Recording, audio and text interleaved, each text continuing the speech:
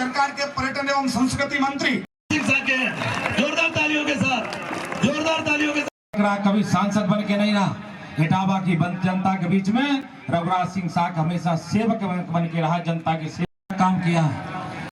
तमाम सारे बड़े बुजुर्गों, मेरे नौजवान दोस्तों, माताओं, बहनों, पत्रकार मित्रों, आदरणीय मुलायम सिंह यादव जी का दुखद निधन नहीं हुआ होता तो शायद यह चुनाव की नौबत नहीं आती, लेकिन मुलायम सिंह जी के निधन के कारण से उपचुनाव आया है। मैं इस समय मैनपुरी में मौजूद हूं और ये कुरावली है जहां पे आज डिप्टी सीएम केशव प्रसाद मौर्य आए हुए थे। बड़ी जनसभा ली है। मेरे साथ यहां पे दिनेश जी खड़े हुए हैं जो प्रदेश उपाध्यक्ष हैं। आज डिप्टी सीएम आपके यहां पर आए थे, केशव प्रसाद मौर्य जी। क्या चल रहा है चुनाव का? चुनाव बहुत बढ़िया चल रहा है। भारी बहुमत से भारतीय जनता पार्टी के प्रत्याशी रघुराज सिंह साख के विजयी होंगे और बसपा और सपा का गठबंधन था। उस समय मुलायम सिंह जब प्रत्याशी थे तो केवल 92,000 वोटों से जीते थे, वो भी गुंडागर्दी और बूथ कैप्चरिंग से जसवंत नगर से। अब भारी बहुमत से पांचों विधानसभाओं से भारतीय जनता पार्टी जीतने वाली है। अभी सैफई में माननीय योगी आदित्यनाथ जो उत्तर प्रदेश के मुख्यमंत्री हैं, उनकी सफल सभा हुई है।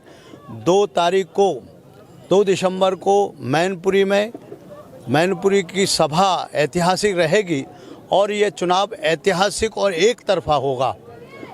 इसलिए कह सकता हूँ कि केशव मौर्य जी ने आज गिरहोर की सभा भी उप मुख्यमंत्री की ऐतिहासिक हुई है और इसके बाद ये कुरावली की बात ही अभी उन्होंने समान में घर घर जाकर के और ये संपर्क करना है। कार्यकर्ता सड़कों पर है, बरनाहल में और कई जगहों पर घर घर संपर्क की योजना बनी है। निश्चित रूप से परिवारवाद वर्सेस ऑल वोटर इसका चुनाव है, एक परिवार का चुनाव है और परिवार के विरोध में जो भी है ऑल वोटर है, इसका चुनाव है। अखिलेश जी लखनऊ से हेलीकॉप्टर से प्रचार करा करते थे, वो गलियों में घूम रहे हैं, भंडारे खा रहे हैं। वो तो आप देख रहे थे, जनसमूह के सामने नतमस्तक हो गए और गलियां गलियां घूम रहे हैं। मैंने अभी मन से कहा भी था, लोग ये कह रहे हैं कि डिम्पल भाभी, और हमें मेरी समझ में आता है जनता ये कह रही है डिम्पल हारी। आप समझ रहे होंगे कि जनता जब ये कहने लगी हो डिम्पल हारी, भाभी के बजाय हारी कहने लगे, तो आप समझ रहे होंगे जनता किस मंतव्य पर जाना चाह रही है और जनता क्या चाह रही है। अभी केशव जी ने, आपने देखा केशव जी की सभा को देखा, सबको सुना और आपको स्वयं ये लगने लगा हुआ कि हाँ वातावरण बदला हुआ है। M-by फैक्टर चलता है समाजवादी पार्टी में। आजम खां अब रामपुर सीट छोड़ चुके हैं, सदस्यता रद्द हो चुकी है, नेताजी तो रहे नहीं, तो 2 M-by फैक्टर जो थे वो अब विकेट गिर गए हैं। क्या लगता है आपको, समाजवादी कमजोर होगी? आपको अब इसमें कहने की क्या जरूरत रह गई है? M-by फैक्टर कमजोर लगता है? अब 22 के जब चुनाव हो रहा था तो ये एक तरह से दस्तक दे रहे थे, तुम्हें 10 को देखेंगे, और 10 हुआ नहीं, दोपहर नहीं हुआ, उससे पहले खुद ही दिख गए, चले गए।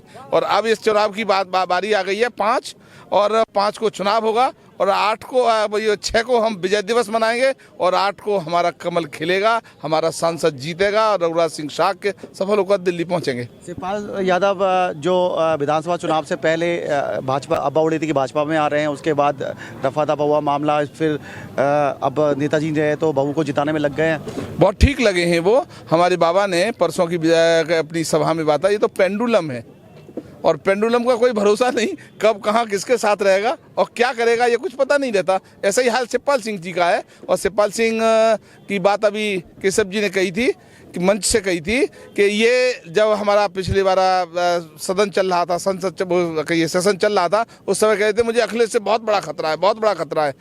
स्वामी जी ने उनके जीवन को खतरा समझते हुए 22 श्रेणी की, जड़ श्रेणी की सुरक्षा दे दी। और अब चचा और भतीजे दोनों हो गए, अब तो कोई ज़रूरत है नहीं, अब तो उनकी जाँच हो रही है, जाँच होने के बाद पता लगेगा। और मुझे ऐसा ही नहीं विश्वास है कि उन्होंने कितने घृणतम अपराध किए हैं कि उनका जेल जाना सुनिश्चित है। आजमगढ़ विकेट गिरा, रामपुर हरे सापा, बदायूं और अब लगता है कि अब अंतिम दौर में चलनी। भाई साहब आप छोटी कहानी कह रहे हैं।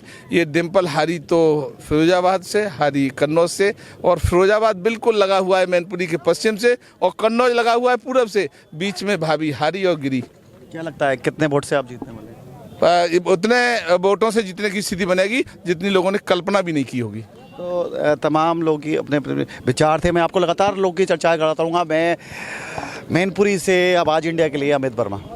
हर छोटी बड़ी खबर के लिए चैनल को सब्सक्राइब करें और बेल आइकन दबाना ना भूलें।